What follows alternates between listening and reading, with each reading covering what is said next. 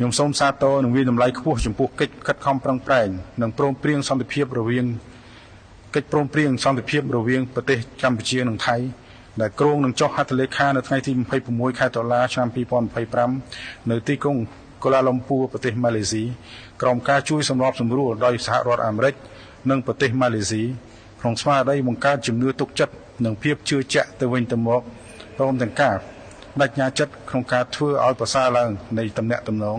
និងការវិលត្រឡប់ទៅរកប្រក្រតីភាពឡើងវិញនៃប្រទេសទាំងពីរសភាពការនេះក៏នឹងបង្កលក្ខណៈចំពោះការដោះលែងទាហានកម្ពុជាចំនួន18នាក់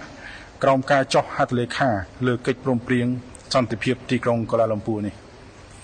ភាគីទាំងពីរបានព្រមព្រៀងគ្នា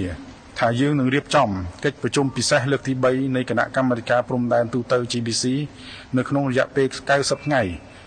ឬតាមសេចក្តីត្រូវការចាំបាច់ណាមួយ